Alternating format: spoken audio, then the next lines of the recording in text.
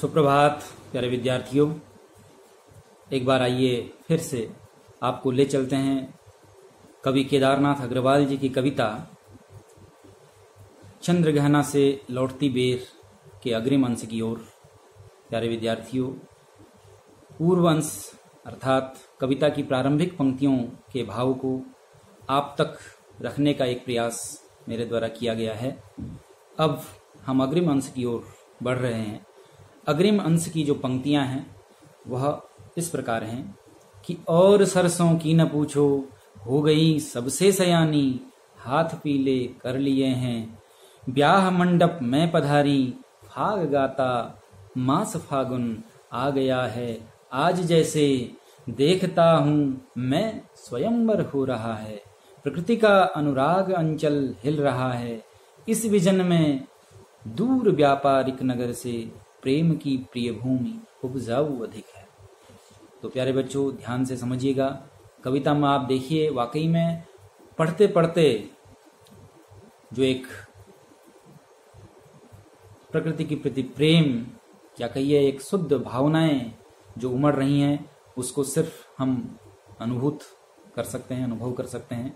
तो देखिए कवि क्या कहता है कि और सरसों की न पूछो। इससे पूर्व आप समझे हैं, कवि देखता है कि जिस मेड़ पर अकेला बैठे हुए चुपचाप वह प्रकृति का इस मनोहारी दृश्य को देख रहा है, और उस दृश्य को देखते देखते अपने ठीक सामने एक चने के पौध को सज धज कर करके खड़े हुए, मुरैठा बांधे हुए, शीश पर पगड़ी बांधे हुए दूल्हे के रूप में कवि ने उसे चित्रित किया। साथ ही उसके पास मन मिलकर के उगी हुई जो अलसी है वह मानो चने रूपी दूल्हे को वरण करने के लिए उत्सुक हो। इसलिए वह मानो यह व्यक्त कर रही है कि जो छुए यह दूं हृदय का दान। उसको स्वयं कवि ने इस भावना के साथ उस अलसी की भावनाओं को व्यक्त किया। कहा कि वह देह की पतली, कमर की लचीली और हट करके जबरदस्ती जो उगाई है, या कहिए बार बार हवाओं के झोंके से गिरने के बाद भी जो उठ खड़ी हो जाती है, इस हठी स्वभाव के कारण से जो हटीली विशेषण कवि ने दिया, ऐसी प्रेमातुर नायिका के रूप में, एक अल्हड़ प्रेमातुर नायिका के रूप में कवि ने अलसी को चित्रित किया। अब आगे कवि कहता है कि देखिए, दो फसलें कवि के ठीक सामने, आंखों के सामने उसको तैरती हुई दिखाई दे रही हैं, और सामने उनका वो मनोहारी दृश्य देख रहा है। साथ ही अब कवि की नजर जाती है तीसरी फसल की ओर, जो कि है सरसों की। तो कवि सरसों की तरफ जब अपनी नजरें फेरता है तो कहता क्या है, देखिए, और सरसों की न पूछो, हो गई सबसे सयानी। और सरसों की न पूछो, देखिए कितना सामान्य सा प्रयोग कवि ने इस कविता की इन पंक्तियों में किया है। यद्यपि यह सामान्य प्रयोग है, लेकिन यह वाकई में कविता को असामान्य और असाधारण बनाता है। देखिए कवि क्या कहता है कि और सरसों की न पूछो। सामान्यतः यह प्रयोग, इस तरह के वाक्यांश का प्रयोग हम तब करते हैं जब हम दो या दो में से अधिक व्यक्तियों के बीच किसी एक व्यक्ति की उच्चता, उसकी उत्कृष्टता या उसकी अपकृष्टता का बखान करते हैं, या उसकी स्तुति या अथवा उसकी निंदा करते हैं, या हम किसी भी व्यक्ति को उसके महत्व को प्रदर्शित करने के लिए जब हमारे पास शब्दकोश में कोई शब्द नहीं होता, तो ऐसे समय में हम कहते हैं कि यार उसकी तो ना पूछो। तो वैसे ही कवि आज इतना ज्यादा मुग्ध है प्रकृति के उस सुंदरतम रूप को देख करके, जो कि सरसों की फसल के रूप में है। कहता है कि और सरसों की ना पूछो, सरसों की तो कहो मत। वह उन सभी सुंदरतम जितने भी प्रकृति के ये अवयव हैं, उन सब के बीच सबसे ज्यादा सुंदर रूप धारण किए हुए है। इसलिए कवि कहता है और सरसों की न पूछो, हो गई सबसे सयानी। वह आज सबसे सयानी प्रतीत हो रही है। सयानी, आप जो इस शब्द को देख रहे हैं, सयानी होना अर्थात बौद्धिक, मानसिक या कहिए शारीरिक रूप से परिपक्व हो जाना, यह एक विशिष्ट योग्यता वास्तव में विवाह के लिए होती है। और कवि ने पूरा इस प्रकृति के प्रांगण में एक स्वयंवर का वातावरण रचा है, और स्वयंवर के लिए निश्चित रूप से कई सारी नायिकाएं चाहिए, तो एक दूल्हा चाहिए। दूल्हे के रूप में हम देख रहे हैं कि चना है, और एक तरफ अलसी जो वराकांक्षिणी कन्या के रूप में है, तो दूसरी तरफ वराकांक्षिणी एक नव युवती के रूप में कौन सामने उभर के आई है, सरसों की फसल। तो बहुत सारी कन्याओं के रूप में ये दो फसलें हैं, और यह वास्तव में चने रूपी दूल्हे को प्राप्त करने के लिए पूरा अपना हृदय समर्पित करने के लिए तैयार हैं। ये वराकांक्षिणी कन्याओं के रूप में कवि ने इन्हें चित्रित किया है। तो कवि कहता है कि और सरसों की न पूछो हो गई सबसे सयानी। मानो कवि ने सरसों की फसल को ही विवाह के योग्य कन्या के रूप में देखा है, क्योंकि वह सयानी जो ये विशेषण कवि ने विशिष्ट रखा है, ये सयानी कहने से ही आप समझ रहे होंगे कि हमारे यहाँ भी पारंपरिक रूप में किसी लड़की के लिए, विवाह योग्य कन्या के लिए यदि किसी वर की तलाश की जाती है तो पहले आपस में ही यह चर्चा होती है कि लड़की सयानी हो गई। सयानी होने का मतलब यही है कि शारीरिक और मानसिक रूप से परिपक्व हो जाना, विवाह योग्य की जो दक्षता है, सर्वप्रथम इस दक्षता को पूर्ण कर लेना, उसके बाद ही विवाह रचाना। यह पारंपरिक रूप से भी हमारे समाज में से देखा जाता है, सुना जाता है। कवि ने उसी भाव को लेते हुए कहा कि और सरसों की न पूछो हो गई सबसे सयानी। सयानापन, अब देखिए सरसों की फसल प्रकृति के प्रांगण में पूर्व परिपक्वावस्था को प्राप्त है, अर्थात उसका जो पूर्णता है वह फसल पक करके तैयार हो चुकी है, इसलिए कवि ने कहा हो गई सबसे सयानी, यह इस अर्थ में कहा। और देखिए फिर क्या कहा कवि ने, हाथ पीले कर लिए हैं। कवि क्या कहता है, हाथ पीले कर लिए हैं। देखिए विवाह की योग्यता के लिए एक दूसरी शर्त और भी होती है, हाथ पीले करना। एक मुहावरा है कि विवाह कर लेना, विवाह तय होना, तो हमारे यहाँ भी कहा था उसके तो हाथ पीले हो गए हैं। इस तरह के मुहावरे का प्रयोग सामान्यतः बोलचाल में हम समाज में करते हैं, बस हाथ पीले करना अर्थात विवाह कर लेना। तो हाथ पीले कर लिए हैं। अब देखिए यहाँ पीले करना, हाथ पीले करना, एक तरह से सरसों की फसल जब पक कर करके तैयार होती है तो उसमें भी एक पीलीमा होती है, उसका भी एक पीत रंग अपने आप में सामने आता है। तो हाथ पीले करना, ये दोनों अर्थ आप इसको ले सकते हैं कि फसल का पक कर करके पीला रूप धारण कर लेना, और दूसरी तरफ पक कर करके या फिर एक वराकांक्षिणी कन्या के रूप में कवि ने जिस सरसों की फसल को देखा है, तो वास्तव में ऐसा लग रहा है कि विवाह योग्य कन्या वही है। हाथ पीले कर लिए हैं और ब्याह मंडप में पधारी। ब्याह मंडप, देखिए तीसरी एक, पहली शर्त विवाह के योग्य होना, दूसरी विवाह तय हो जाना, तीसरी शर्त यह है कि ब्याह मंडप में ही विवाह को सामाजिक जो एक मान्यता प्राप्त होती है, वह एक यह भी शर्त रखी जाती है। तो यह ब्याह मंडप में पधारना, ब्याह मंडप कौन सजा हुआ है, प्रकृति का जो अंचल है, प्रकृति का एक जो सुंदरतम स्वरूप बना हुआ है, जो स्वयंवर के रूप में कवि को दिख रहा है, वही एक सुंदर सा ब्याह मंडप है। तो ब्याह मंडप में पधारी, तो देखिए ये 3-4 शर्तें जो प्रमुख होती हैं। चौथी एक शर्त और देखिए, फाग गाता मास फागुन। हमारे यहाँ शादी विवाह के समय मंत्रोच्चार, यह भी एक अहम विधान है, इसका भी परिपालन किया जाता है और यह भी बहुत आवश्यक होता है। बिना मंत्रोच्चार के या बिना किसी साक्ष्य के यह हम किसी भी शादी को सफल नहीं मानते। तो इसलिए यहाँ विवाह के मंगल गीत या विवाह के मंगल मंत्रोच्चार यह भी होना जरूरी है। तो कवि ने ये शर्त भी रखी है और ये चारों शर्तें प्रकृति के प्रांगण में कवि को दिखाई देने लगी। और ये सुंदर दृश्य देख करके कवि कहता है कि देखता हूं मैं स्वयंवर हो रहा है। वास्तव में ये 4 शर्तें हैं। तो देखिए कवि ने पहली शर्त विवाह योग्य कन्या का पूर्ण परिपक्व अवस्था को प्राप्त होना, शारीरिक और मानसिक रूप से तैयार होना। दूसरी शर्त है कि उसका हाथ पीले करना। तीसरा ब्याह मंडप में पधारना। चौथा मांगलिक गान के रूप में, मंत्रोच्चार के रूप में किसी मंत्रों का उच्चारण होना। तो यहाँ देखिए सारी चीजें उपलब्ध हैं। सरसों की ना पूछो हो गई सबसे सयानी। देखिए सयानीपन अर्थात पूर्ण परिपाक अवस्था उसकी है। तीसरा हाथ उसने पीले कर लिए हैं दूसरी। और तीसरा ब्याह मंडप, जो विवाह का एक वातावरण कवि ने स्वयंवर रचा है, उसमें वह उपस्थित हो चुकी है। चौथा फाग गाता मास फागुन, मंत्रोच्चार के रूप में, मांगलिक गान के रूप में जो विवाह के ब्याह मंडप में होता है, उसके रूप में यहाँ फाग गाता मास फागुन।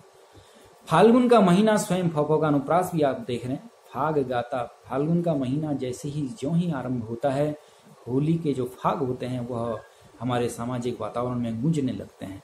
तो फाग की वह ध्वनि ही एक तरह से मांगलिक गान है, मंगल गीत हैं। तो फाग गाता मास फागुन, फाल्गुन का महीना जो अपने आप में बहुत ही हम सभी के जीवन में उल्लास का और बहुत ही हर्ष का वातावरण प्रस्तुत करने वाला होता है। तो फाग गाता मास फागुन आ गया है आज, जैसे प्रकृति के अंचल के बीच कभी ऐसा लग रहा है कि जैसे फाल्गुन का महीना फाग गाता हुआ उपलब्ध यहाँ पर उपस्थित हो चुका है। ये सारे दृश्य को देख करके कवि आगे बताता है कि देखता हूं मैं स्वयंवर हो रहा है।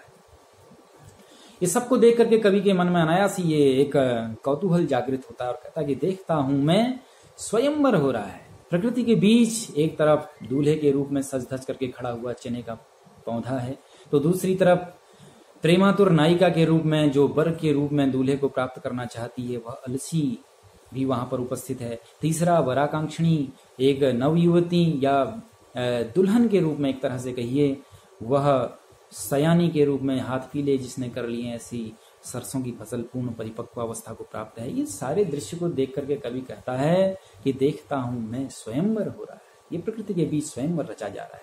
स्वयंवर आप जानते हैं प्यारे बच्चों, पूर्व काल में स्वयंवर की प्रथा विवाह के लिए मानी जाती थी, जहाँ पर बहुत सारे वर होते थे, बहुत सारी वराकांक्षणी कन्याएं हुआ करती थी और वह किसी अपने लिए समुचित या योग्य वर का चयन करती थी।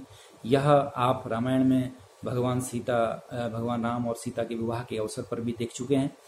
तो देखिए प्यारे बच्चों, इसी स्वयंवर का वर्णन करते हुए, इसी स्वयंवर को एक तरह से यहाँ पर उसकी उपस्थिति को प्रदर्शित करते हुए कवि बताता है कि देखता हूं मैं स्वयंवर हो रहा है, प्रकृति का अनुराग अंचल हिल रहा है। ऐसा लग रहा है प्रकृति ने अनुराग रूपी आंचल उसका लहर, अनुराग अंचल, अनुराग रूपी आंचल, रूपक अलंकार का आश्रय लेते हुए कहता है कवि की प्रकृति का अनुराग अंचल, जिस प्रकृति के बीच कवि मौजूद है, चारों तरफ जो एक हरितिमा भरा वातावरण है, साथ ही जो लहलहाती फसलें हैं, पूर्ण परिपक्वावस्था को प्राप्त होती हुई जो फसलें हैं, इन सबको देख करके कवि को अंदर एक आनंद की भावनाएं हिलोरे लेती हैं और कवि कहता है कि देखता हूं मैं स्वयंवर हो रहा है, प्रकृति का अनुराग अंचल हिल रहा है। प्रकृति रूपी इस नायिका का कहिए या प्रकृति का ये सुंदर अनुराग रूपी आंचल, जो ममतामय प्रेम रूपी जो आंचल है, वो हम मानो पूरे वातावरण में लहला रहा है, हिल रहा है।